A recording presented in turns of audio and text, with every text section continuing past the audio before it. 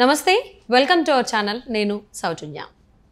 Sharmila brother Anil కుమారుడి ఎంగేజ్మెంట్కి AP CM Jaganmohan Reddy సతీ సమేతంగా రావడం జరిగింది. సో ఆ కార్యక్రమానికి చాలామంది వచ్చారు, వీళ్ళు కూడా రావడం జరిగింది. బట్ వీళ్ళ రిసీవింగ్ ఎలా ఉంది, వీళ్ళు ఎలా మాట్లాడుకున్నారు ఏంటనేది చూస్తే కొంచెం అనుమానాలు రేకెత్తిస్తున్నాయి. దానికి సంబంధించి ఈ అంశానికి సంబంధించి మనతో మాట్లాడడానికి, వారి విశ్లేషణను మనతో పంచుకోవడానికి ఈరోజు మనతో పాటు ఉన్నారు senior journalist, senior political analyst CS Rao garu ఉన్నారు. వారితో మాట్లాడదాం. నమస్తే అండి. నమస్తే సుజన్య. షర్మిల అండ్ బ్రదర్ అనిల్ కొడుకు ఎంగేజ్మెంట్కి వచ్చారు ఏపీ సీఎం జగన్మోహన్ రెడ్డి, సతీ సమేతంగా వచ్చారు. వాళ్ళకు సంబంధించినటువంటి ప్లాట్ఫామ్లో అయితే సీఎం జగన్మోహన్ రెడ్డి వస్తున్నారు అన్నట్టే ఉంది, కానీ భారతి వస్తున్నారు అనేది ఆ కంటెంట్లో లేదు యాక్చువల్లీ ఆ వెబ్సైట్లో. కాకపోతే సతీ సమేతంగానే వచ్చారు. బట్ రిసీవింగ్ దగ్గర అంటే ఇద్దరి మధ్యన, అంటే ఈ అన్నా చెల్లెళ్ళ మధ్యన బంధం గురించి రిసీవింగ్లో చూస్తే ఏవో కొంచెం ఇంకా విభేదాలు అలాగే కొనసాగుతున్నాయేమో. ఏదో నామకే వస్తా రావాలి కాబట్టి, రాకపోతే ఇంకేమనుకుంటారో. ఆల్రెడీ వెడ్డింగ్ కార్డ్ విషయంలోనే చాలా జరిగింది కదా ఇన్విటేషన్కి సంబంధించి. ఇక్కడ కూడా రాకపోతే ఏమైనా అవుతుంది అనుకుని వచ్చారా లేకపోతే ఏంటనేది, ఇలాంటి చాలా అనుమానాలు వస్తున్నాయి యాక్చువల్లీ. వాళ్ళ అక్కడ రిలేషన్ అంటే వాళ్ళిద్దరూ కలిసినప్పుడు ఏంటి, చాలా మంది వచ్చారు. మోహన్ బాబు వచ్చారు, బట్టి విక్రమార్క వచ్చారు, కోమటిరెడ్డి వెంకటరెడ్డి వచ్చారు, వీళ్ళు చాలా మంది వచ్చారు సీనియర్ నాయకులు. వీళ్ళందరినీ దగ్గరికి వచ్చి చేతులు పట్టుకుని వీళ్ళు ఇంత బాగా రిసీవ్ చేసుకుని, అన్నయ్యని మాత్రం అసలు ఆవిడెక్కడ ఉంటే ఈయన ఎక్కడ ఉన్నారు. సో అది ఏ విధంగా చూడాలంటారు దీన్ని? అత్యద్భుతమైనటువంటి ఒక రాజకీయపరమైనటువంటి డ్రామాను అటు జగన్మోహన్ రెడ్డి ఇటు షర్మిల ఆడుతున్నారని చెప్పేసి మనం అంటాం కాదు. హర్ష్ కుమార్, కాంగ్రెస్ పార్టీకి సంబంధించినటువంటి మాజీ ఎంపీ, ఆయన అన్నారు, మీరు అందరూ మోసపోకండి, మీరు మోసపోతూ ఉన్నారు, జగన్మోహన్ రెడ్డి షర్మిల ఇద్దరు ఒకటే అని చెప్పి ఆయన హర్ష్ కుమార్ చాలా కాలం నుంచి ఈ మధ్యకాలంలో చెప్తున్నారు. ఈ మధ్యకాలంలో మరీ ఎక్కువగా చెప్తున్నారు. కారణం ఏంటంటే ఆమెకు ఏపీ పిసిసి అధ్యక్ష బాధ్యతలు అప్పజెప్పకూడదు, ఇవ్వద్దు, జగన్మోహన్ రెడ్డి షర్మిల ఇద్దరు ఒకటే అని చెప్పి హర్ష్ కుమార్ చెప్తూ ఉన్నారు. దానికి బలం చేకూరేలా అనేకమైనటువంటి అంశాలను మనం తీసుకోవచ్చు.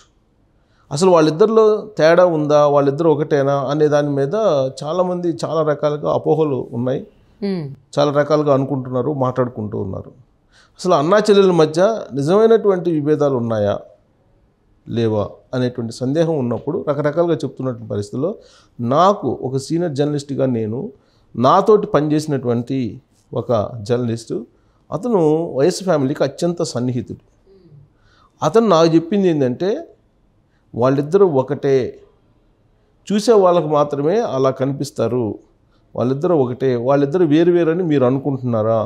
మీ విశ్లేషణలు, మీ డిబేట్లు కూడా నేను చూస్తున్నాను, మీరు కూడా పొరపాటు పడుతున్నారని నాకు అర్థమవుతుంది, మీరు పొరపాటు పడమాకండి అని చెప్పి నాకు ఇటీవల నేను సంక్రాంతికి విలేజ్కి వెళ్ళిన సందర్భంగా అతను ఫోన్ చేశాడు. నాకు ఫోన్ చేసి నాకు చెప్పినటువంటి మాట అది. మిగతా వాళ్ళు పొరపాటు పడితే పడవచ్చు, మీరు ఎలా పొరపాటు పడుతున్నారు, వాళ్ళిద్దరూ ఒకటే అని చెప్పి చెప్పిన తర్వాత నేను కొంత పునరాలోచనలో పడ్డా.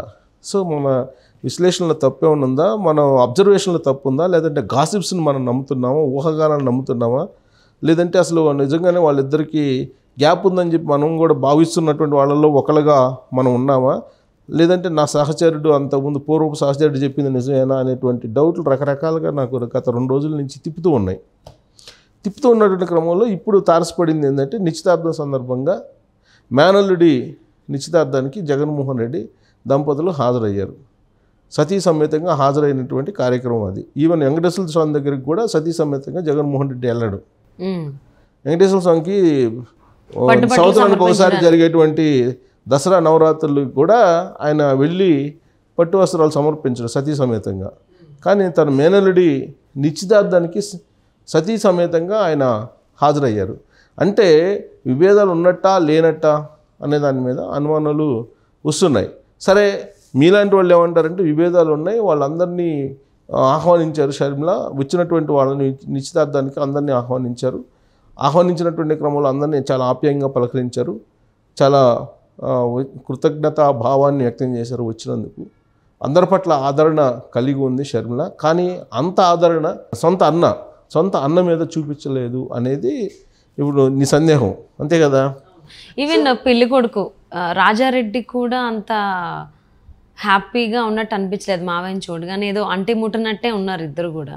సో అటు తల్లి బావ అంతే ఉన్నారు, ఇటు పెళ్లి కొడుకు కూడా అంటే నటించడంలో ఒకళ్ళు ఎక్కువ ఒకళ్ళు తక్కువ అనేది ఏమన్నా అనిపించిందేమో.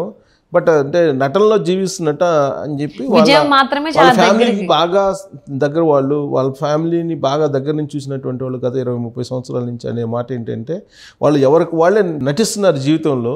మామూలుగా ఒకళ్ళ మించి ఒకళ్ళు నటనలో మునిగిపోయారు, వాళ్ళు నటించడంలో పోటీ పడుతున్నారు వాళ్ళు అనేది గత 20-30 సంవత్సరాల నుంచి ఆ ఫ్యామిలీ గురించి బాగా తెలిసినటువంటి జర్నలిస్టులు నాకు చెప్పినటువంటి మాట.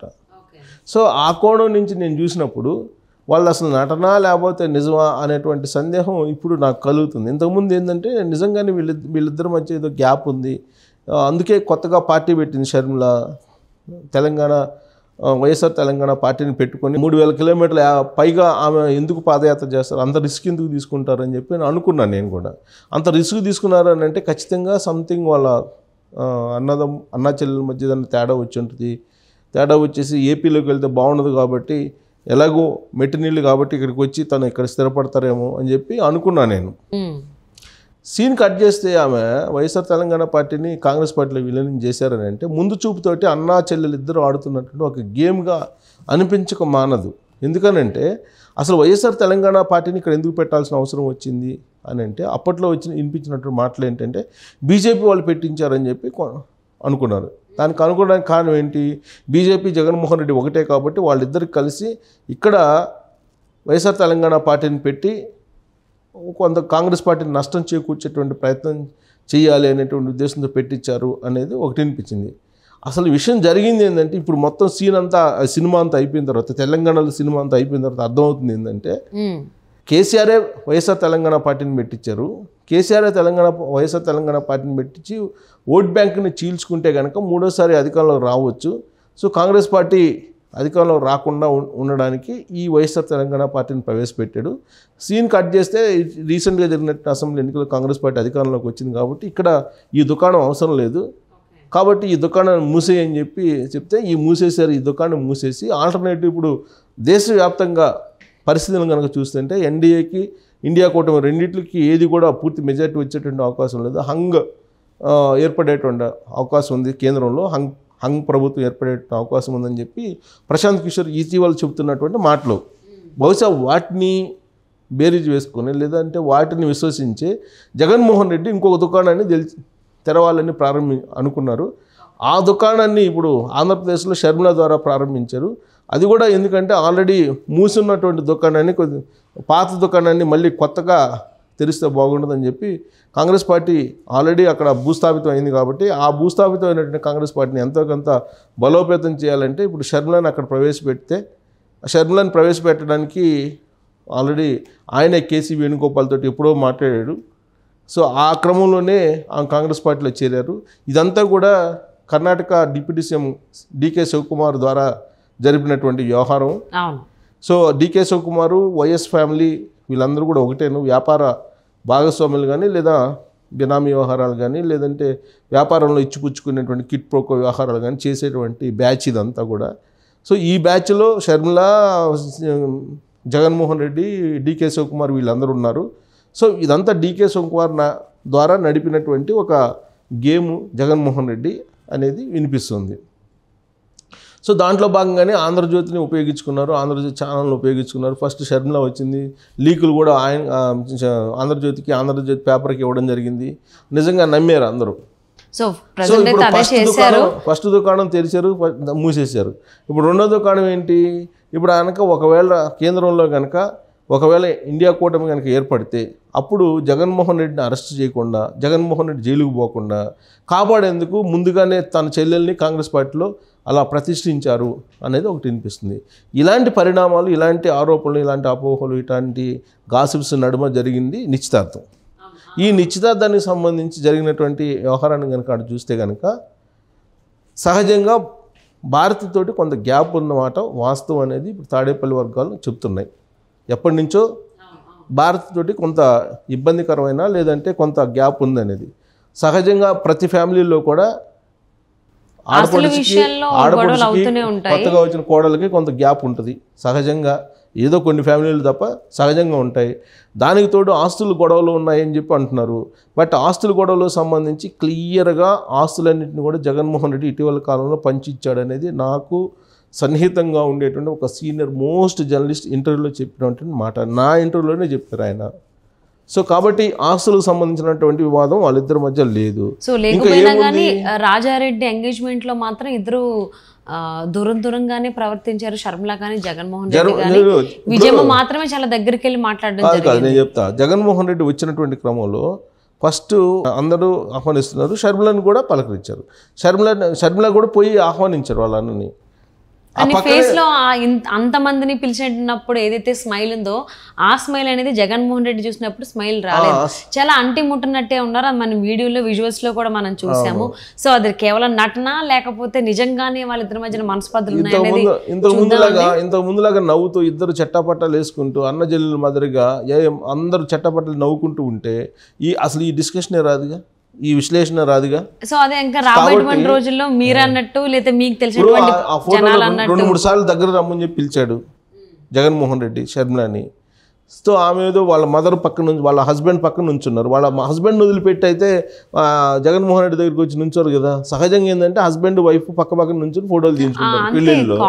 సో బట్ అంత నార్మల్ గానే జరుగుంటే మనం ఇంత డిస్కషన్ చేయాల్సిన అవసరం కూడా లేదు. సో కానీ వాళ్ళిద్దరి మధ్య గ్యాప్ ఉన్నట్టయితే విజువల్స్ లో కనిపిస్తుంది. ఈవెన్ పెళ్లి కొడుకు రాజారెడ్డి కూడా సరిగ్గా రెస్పాండ్ అవ్వలేదు. అంత హ్యాపీనెస్ అనేది అక్కడ ఎవరి మొహాల్లో కనిపించలేదు. భారతి కూడా సరిగ్గా పలకరించలేదు. కేవలం జగన్మోహన్ రెడ్డి మాత్రమే పలకరించినట్టుగా నేను చూసినటువంటి విజువల్స్లో ఉన్నాయి. మరి ఇది ఎంతవరకు నటిస్తున్నారా గొడవలు అనే దానికి సంబంధించి ఏంటనేది చూద్దామండి. And thank you so much for spending your valuable time with us, CS Rao గారు. Thank you.